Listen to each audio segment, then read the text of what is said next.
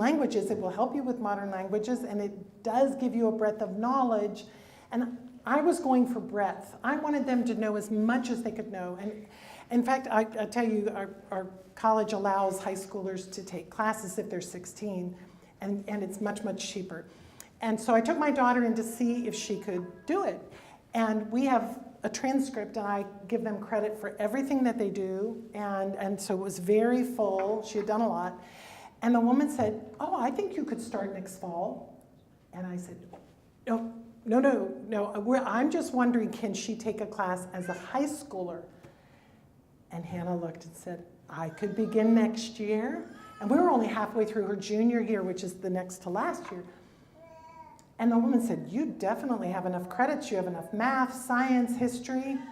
And we went home, and the next day, she went from being halfway through her junior year to halfway through her senior year. And we graduated her at the end of the year, and she was a full-time student at the university the next year. Why not? Why not? So I'm interested in the breadth of knowledge, experience, and I would just say you have to find out how much are you limiting what they can learn because you're teaching for one particular test. And it's just bigger than that. And the things that interest them the most may not even be on the test, you know. So, yeah. What would you say, Kimberly, to somebody who's considering taking their children out of school in order to homeschool? Yeah. And should they, you know, especially with big families and so on, is it a good idea to take them all out in one go and jump in the deep end when it's all new to you, or would you recommend going slower and taking some children out? Right, so here the question is, if you've got children in school and you're thinking about taking them out, do you take out a few or do you take out them all? The one thing to realize when you don't take them all out and sort of have a shift of how your family does schooling is that you can be caught doing all the tough stuff of both. So if your children are still in school, you're still in carpools, you're still in activities, you are maybe having some requirements of chaperoning. I don't know how that's handled here. And then you've already done school and your children come home and now they have homework. And so you've got to find the energy, you know, to help them do their homework, and they're tired because they've spent the whole day in school, and you've got to prepare for the next day of homeschooling. So it could be really hard. You just have to pray about that as your own family.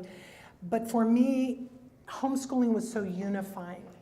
And so if you're thinking about taking your children out, you may want to think of taking them all out and use the summer to really engage them. What do you want to learn? How can we do this? Especially if they're a little bit older. Have them be part of that team, and they'll catch your excitement and your, this is a little scary, but it's also exciting. And I don't know, it's part of that family adventure. So for me, and we did fun things like we went down, I homeschooled, my sister homeschooled, and so we met at my mother's house and had a whole week where we homeschooled in the morning and played all afternoon and evening. And that just couldn't have happened. It wasn't a holiday. But we just did it. We made it up and we did it. And the kids weren't behind it all at school. So you can do so much, but you can't do things like that, or the field trip thing. It doesn't involve them if you've got kids in school. So, I don't want to tell you how to do it because that may work for your family. Yes. Maybe last question? Okay, sorry. I've got three, is that okay?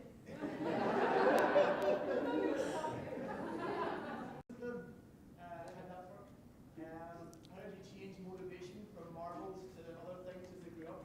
And you said that you started homeschooling without community at the start and then had community afterwards. Ireland's quite rural, so it's very isolated. How would you homeschool if you were isolated from our community? Okay. Discipline of children, that's an easy one. Okay. Not. What you'll find with your children is you have some children that you could look at and they melt. They're convicted. You haven't even said a word and they're just chastened and done. And I have one child, my Joseph, who his nickname was Buns of Steel. And he just, and I'm telling you, I don't know what God will do with him as a priest, but he will change the world because it's that fire, but it had to be brought into submission. And it's a real challenge. How do you not break the spirit, but form that will? And you know what? God's working on us, and he's not done with us yet, so it's not a surprise that our children also have those strong wills. But it's a good thing brought under submission. I think there are a lot of different techniques that are useful. I did spank. I don't spank any of them now. I would never spank a grandchild, but I did spank my own children because I think the Proverbs are clear that a small amount of pain can truly help discourage behavior. And there's nothing sillier than seeing a child running into the street and a mother on the sides going, "I'm going to count to 3, 1, that car is hurtling toward them. But to me, it had to be a very serious offense to have something like that. Timeout. There are lots of things that you can do to curb the behavior. You can take away privileges. Especially if they've abused a privilege, then you take away the privilege. They watch something they're not allowed to watch, they lose the privilege of having the television or the computer. It needs to match the action. Okay, the second one was? Motivation. Marbles, we did marbles probably up through 6th or 7th grade, and they just sort of faded away. Most of their subjects were, they couldn't do an extra day's lesson without it being, an extra hour. And it had done its work, and they knew what the end game was. When you're done with math, when you finish that book, and so they would on their own work away and try to get done by late April instead of early May. And the last one? Community versus non-community. You have access to the internet. Use the internet to get connected. Find out, see if maybe once a month the homeschoolers in your area could get together and do something fun. Get the kids together, maybe have a meal, pray a rosary, but also do fun things. Don't just have it be serious and spiritual. My mom used to say to my dad, "You can't pray again with them till you go play with them." And so so we'd go out and play kickball. And then next time he wanted to pray, we were a little more receptive to it. He was the pastor, and all of us are very fervent in our faith. So I know he did a lot of good things, but it was also my mother's prudence in saying, play as much as you pray. So definitely, in getting that time, enjoying each other. Am I answering that fully enough? Just if there's not other homeschooling families around,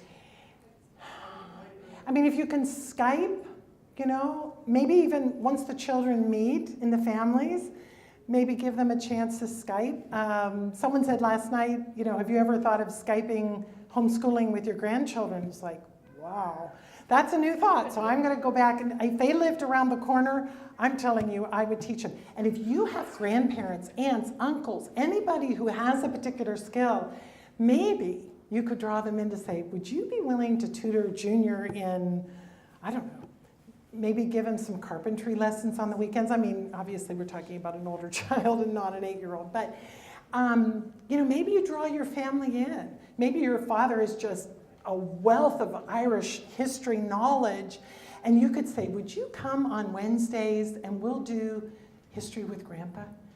And just let him share. I mean, how awesome would that be? I can't even imagine what that would be like if my grandfather could have done that.